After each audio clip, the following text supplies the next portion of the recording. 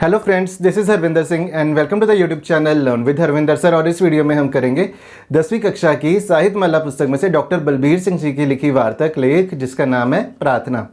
दोस्तों, क्या आप सबको पता है कि डॉक्टर बलबीर सिंह जी भाई साहब भाई वीर सिंह जी के भाई थे। और ये जो वीडियो है ये Punjabi to Hindi translation video है जिसमें हमने इस चैप्टर को हिंदी में एक्सप्लेन किया। पर अगर आप सबने हमारे साथ इस चैप्टर की पंजाबी एक्सप्लेनेशन करनी है या इसके क्वेश्चन आंसर्स करने हैं तो हमने उसकी अलग से वीडियोस बनाई हैं जिनके लिंक नीचे डिस्क्रिप्शन बॉक्स में दिए गए हैं और आप सभी विद्यार्थी उन वीडियोस को भी ज़रूर देखें। आओ शुरू करते हैं। तो दोस्तों, इस लेख में लेखक ने हमें अरदास के महत्व के बारे बताया है। शुरू में लेखक ये लिखते हैं कि बंदे के लिए, मनुष्य के लिए अरदास बहुत ज़रूरी है। कई मौके ऐसे आते हैं जब बड़े से बड़े आदमी के लिए भी कोई आसरा नहीं रह जाता है सिवाय एक अरदास के। तो सबसे सियाना आदमी इस दुनिया का गिना गया है सुकरात, जिसको हम सोक्रेटिस के नाम से भी जानते हैं। वह मौत से बेपरवाह था, मौत से भी नहीं डरता था और उसने जहर का प्याला भी शरबत की तरह पी लिया था। वह भी अरदास का कायल था और एक जगह उसने कहा है, ओ प्यारे पैन देवता और इस जगह के और सारे देवताओं, मेरी ये अर्ज़ कबूल करो कि मेरे अंदर मेरी रूह, मेरी आत्मा सुंदर बन जाए और मेरी सारी बाहरली चीज़ें इस अंदरली जीवात्मा के साथ एकसुर हो जाएं। अब एक सवाल उठता है कि जो अरदास की ज़रूरत है कब कब पड़ती है। तो इसका ये उत्तर है कि अरदास की ज़रूरत हर संसारिक मौके के ऊपर पड़ती है। जन्म में, मरण में, शादी के टाइम में और लड़ाई के टाइम में, जंग के टाइम में भी कोई भी मौका ऐसा नहीं होता जो सिख के लिए बिना अरदास के होए। तो इसके बाद बात की गई है खालसा ट्रैक्ट सोसाइटी की। तो खालसा ट्रैक्ट सोसाइटी की शुरुआत है वो 1893 ईस्वी में हुई थी। तो इसका ये मीन्स कि ये जो ट्रैक्ट सोसाइटी है ये भाई साहब भाई वीर सिंह जी की कोशिशों का नतीजा है। तो इसका जो पहला ट्रैक्ट छपा उसका नाम है प्रार्थना। अब सवाल ये उठता है कि ट्रैक्ट क्या होता है। जैसे छोटी छोटी पुस्तकें होती हैं, जब हम गुरुद्वारा से अब जाते हैं तो बाहर देखते हैं कि छोटी छोटी पुस्तकें पड़ी होती हैं, तो उन छोटी छोटी पुस्तकों को ट्रैक्ट कहा जाता है। तो खालसा ट्रैक्ट सोसाइटी का जो पहला ट्रैक्ट छपा उसका नाम था प्रार्थना। तो उसमें सिर्फ अरदास की ज़रूरत ही नहीं बताई गई कि अरदास की ज़रूरत तो बताई ही गई है, पर संकेतिक तौर पे ये भी बताया गया कि किसी भी काम की शुरुआत है वो अरदास के साथ होनी चाहिए। अब पढ़े लिखे नौजवान ये पूछते हैं कि अरदास सुनी भी जाती है कि नहीं, कि अरदास का उत्तर मिलता भी है या नहीं। तो इसके बारे प्रसिद्ध लेखक ऑस्कर वाइल्ड जी लिखते हैं कि अरदास का जो उत्तर है वो मिलना ही नहीं चाहिए। अगर अरदास का उत्तर मिलने लग गया तो वह अरदास नहीं रहेगी, खतो किताबत का सिलसिला बन जाएगा। खतो किताबत का मतलब होता है कि गलबात करना, चिट्ठियाँ लिखना, तो इसका सिलसिला मिल जाएगा, खत लिखने का सिलसिला बन जाएगा। इसलिए अरदास का उत्तर है वो मिलना ही नहीं चाहिए। तो इसके बाद हमें ये बताया गया कि सिख धर्म में अरदास का क्या महत्व है। तो इसके बारे में लिखा गया है कि सिख धर्म में अरदास का बहुत महत्व है। सिख के लिए अरदास चढ़ती कला का साधन है। चढ़ती कला का मतलब होता है हमेशा हौसले और उत्साह में रहना। और सहज सभा से कितनी अरदास, जो हम सहज सभा से अरदास करते हैं वह हमारे अवगुणों को दूर कर देती है और हमें सरबत के भले में लीन कर देती है। क्यों करती है? क्योंकि हम अरदास में सरबत का भला मांगते हैं और जो सरबत के भले का भाव आता है कि सबका भला होए, ये वाला भाव आता ही जो हमारे सारे विकार होते हैं, जो हमारे मन में विकार होते हैं जैसे नकारापन, कमीनापन, छुटदिलपन, वखरापन, वो दूर हो जाते हैं और इसी का नाम चढ़ती कला है। और इस अवस्था की पूर्णता ही अरदास की करामात है। तो एक 1 मार्क क्वेश्चन भी बनता है कि सिखों की अरदास निराली क्यों है। तो इसका उत्तर है, इसका आंसर है क्योंकि उसमें सरबत के भले की मांग की जाती है। तो एक पंजाब के महाबली राजा होते थे महाराजा रणजीत सिंह जी, वह भी अरदास करते थे। तो इसके बाद हमें ना उनका एक किस्सा बताया गया। तो क्या हुआ कि महाराजा रणजीत सिंह जी के दरबार में एक बड़ा सरदार था जो पहले ताड़वी था, डाकू था। तो पहले डाकू था, महाराजा रणजीत सिंह जी ने उसको सरदार बनाया और वह बाद में बागी हो गया, उनके अगेंस्ट हो गया, विद्रोही हो गया। तो हुआ क्या कि महाराजा ने उसको बड़ी मुश्किल से जीता, उसके ऊपर जीत प्राप्त की और उसे रोहतास के किले में कैद कर दिया। तो कैद में वह क्या करता था? कैद में वह परमेश्वर, भगवान को और मनुष्यों को गालियां देता था और जो भी बात मुंह में आती थी वह बकता रहता था। जब कोई सरकारी नौकर उसको अन्न पानी रोटी देने आता था तो वह महाराजा रणजीत सिंह जी को हजार गालियां एक ही बार में सुना देता था और किले की जो दीवारें उसको खाने को वो पड़ती थी। तो क्या हुआ कि एक बार उसके हाथ में पोथी लगी, तो पोथी में उसने शब्द पढ़ा, सद बख्शन सदा मेहरबाना सबना दे अदारी, जिसका मतलब है कि परमात्मा सबको बख्श देता है, सदा मेहरबान है, हमेशा मेहरबान है, सबको आधार देता है।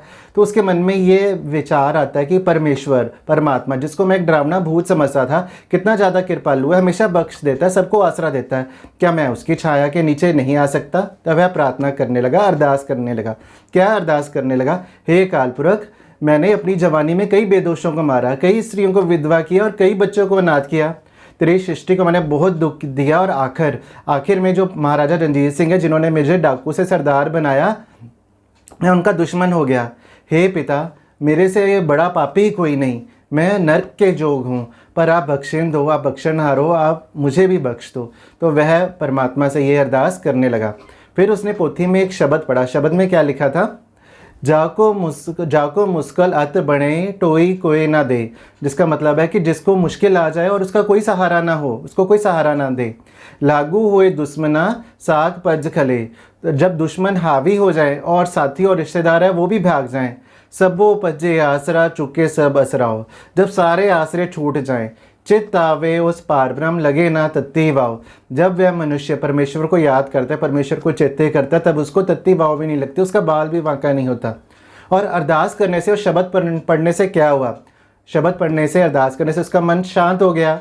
वह अपने आप को आनंदित महसूस करने लगा। वह ग्रंथि को बुलवा के शब्दों के अर्थ समझने लगा और मिठा बोलने लगा। अब उसकी अरदास से परवान होने का समय आ गया। और परमात्मा ने क्या खेल रचाया? तो परमात्मा ने यह खेल रचाया कि एक दिन महाराजा रणजीत सिंह जी रोहतास आए। रात को वे बीमार हो गए और आधी रात तक उन्हें नींद ही ना आई। तो महाराजा रणजीत सिंह जी ने अरदास की और उन्हें झट से नींद आ गई।